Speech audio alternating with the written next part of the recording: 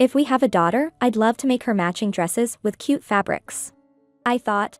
If it's a boy, I'd teach him baseball. My husband Aaron added. Yeah, it would be great to have both a son and a daughter. I agreed. Absolutely. He replied. Aaron and I met at our workplace and got married. We had always talked about having kids soon after marriage. Imagining our future with children and discussing what we would do was always a joy. However, after getting married, contrary to our hopes, we struggled to conceive. 5 years into our marriage, we underwent fertility tests at the hospital and discovered the issue was with Aaron. He started attending fertility treatments at the hospital. He was prescribed medication, but despite taking it, there was no significant improvement. Aaron quit smoking and drinking, started exercising regularly at the gym, and became mindful of his diet. Even shopping for organic vegetables and cooking more. I did everything I could, too. I quit my demanding job with night shifts and switched to office work and tried various supplements. We also visited many shrines for blessings of childbearing. We tried hard together to conceive, but despite our efforts, we did not get pregnant in 8 years of marriage. Every time I heard colleagues talk about their kids or saw friends with their children, I wondered why we couldn't have our own. Why couldn't I become a mom? These unanswerable thoughts occupied my mind. I became increasingly depressed, often retreating into solitude at home. Lately, I've been suffering frequent headaches, possibly side effects of the medication. I'm tired of the relentless efforts to conceive. Maybe it's time to give up. A life without children wouldn't be so bad. With this half-resigned mindset, I started skipping hospital visits. Seeing my state, Aaron suggested we go on a trip. We hadn't traveled much recently. Let's refresh with some fresh air and delicious food in nature. Aaron suggested. Okay.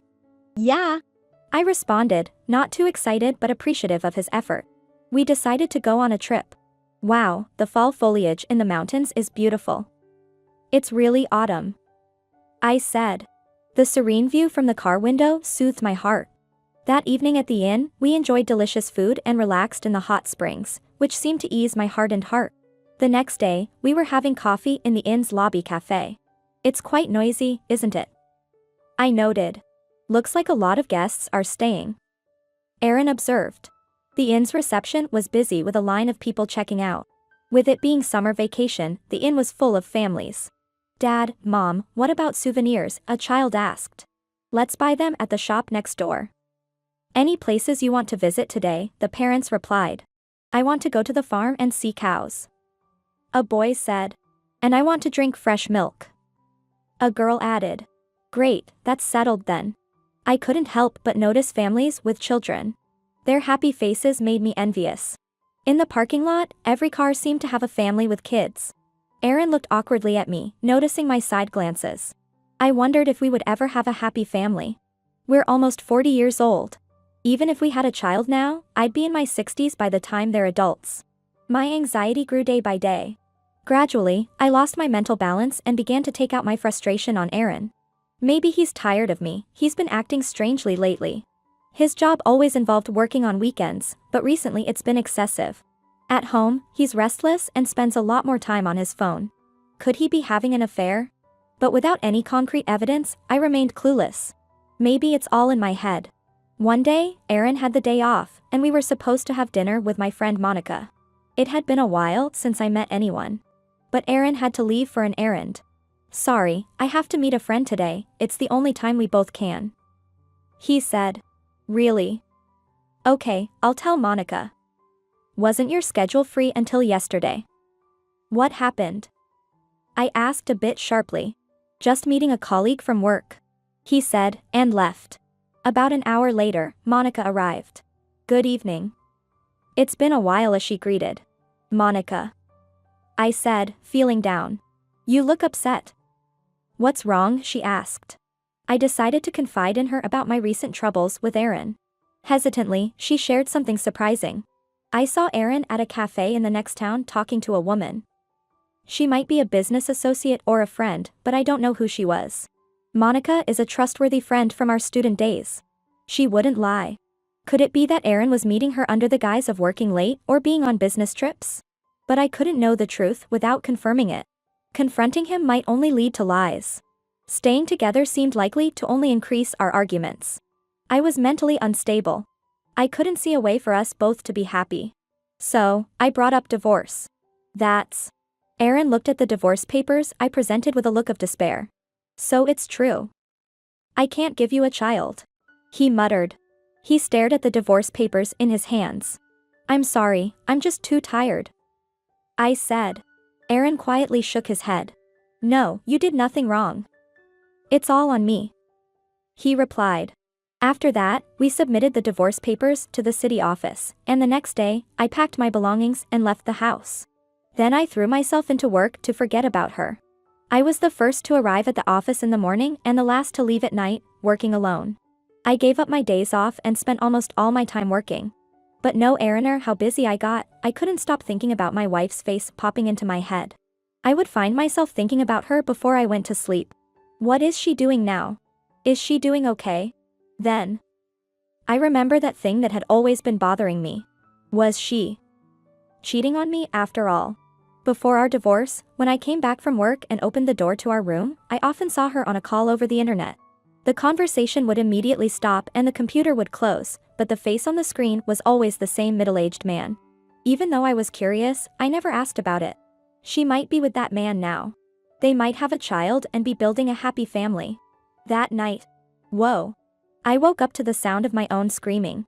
I don't remember the content, but I do remember it was a terrible nightmare. I felt a chill so intense it made my whole body tremble. This is bad. Surprised by my abnormal condition, I took the next morning off and went to the hospital.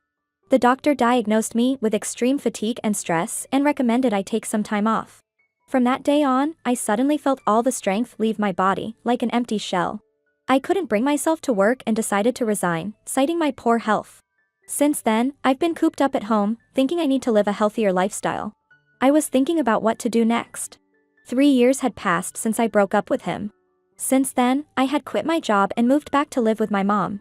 One day, I started feeling unwell in my lower abdomen, often experiencing nausea and dizziness. Considering my age, it wouldn't be surprising if my hormonal balance was off. I decided to visit a gynecologist.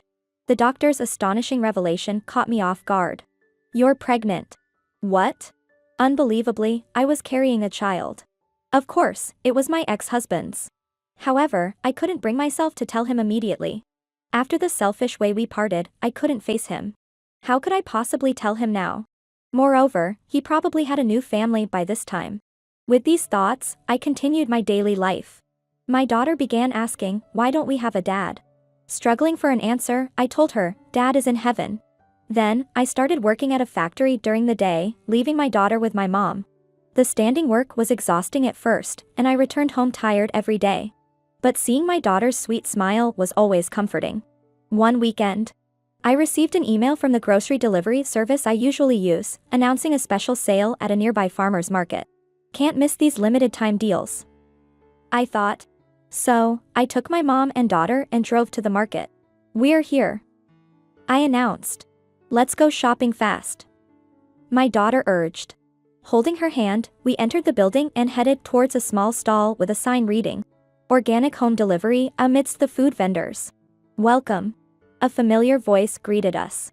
To my shock, there stood my ex-husband, Aaron, looking bewildered. He was surprised to see me. Kara, he uttered. Aaron, I replied. We stood in silence for a while until my daughter asked, Mom, who is this man? Oh, he's an old friend of mine, I answered. It's been a while, Kara. Can we talk? Aaron asked. Aaron suggested we talk, so I nodded in agreement. I left my daughter with my mom and we went to the cafe next door. We sat down and ordered hot coffees. I can't believe you were the one running that store, I began. He responded with a shy smile. After falling ill, I quit my job. Remember the health food store I used to visit for my diet? I heard they were starting online deliveries, so I joined them. I was surprised to find out Kara was ordering from my store. I've always been using that store, I replied, my voice shaking. You're married now. She's a lovely kid, he said, looking down sadly. Overwhelmed, I blurted out. No, it's not like that. She's your daughter. Really? He asked, covering his face with his hands and then crying out loud. I told him everything that had happened. He listened, shocked. I thought you might have remarried, maybe even happy with that woman. I couldn't contact you thinking that. I said. Aaron looked surprised. What affair? What are you talking about? About you being close with that woman. Monica told me. I said accusingly. No, she was an advisor for a group of men struggling with infertility. Aaron clarified. Really? I was surprised. We kept trying, but no child came. So I joined that group to learn how to support a wife if we remained childless. I couldn't tell you while we were so focused on conceiving. He explained. I understand. I was exhausted back then and couldn't think clearly. I'm really sorry, I said, my voice breaking with tears. Tears also fell from his eyes. You, on the other hand, I thought you were cheating, always talking to men online. But I had no right to say anything since it was my fault we couldn't have kids. I thought you'd be happier with a new family, so I accepted the divorce. He said. No, that was a counselor. I was feeling unstable, and it seemed like my frustration over not having children was affecting you. I feared I was cornering you. I explained. I see. Aaron looked relieved. After the divorce, I thought a lot. We should have communicated more, respected each other's feelings more. Like when we were newlyweds. But I thought it was too late for that, and I couldn't contact you. Yet, I wanted to tell you about our daughter. I was lost. I admitted, feeling pathetic and regretful. I'm sorry, I said, unable to stop crying. Don't cry, Kara. He offered a handkerchief. Now that the misunderstandings are cleared, would you consider starting over with me? He asked. I looked up into his eyes. You forgive me? Yes. When you brought up divorce, I thought you did it because I couldn't have children. I accepted it, wishing for your happiness. But I've never forgotten about you, Kara. I still love you. He confessed. Hot tears streamed down my cheeks.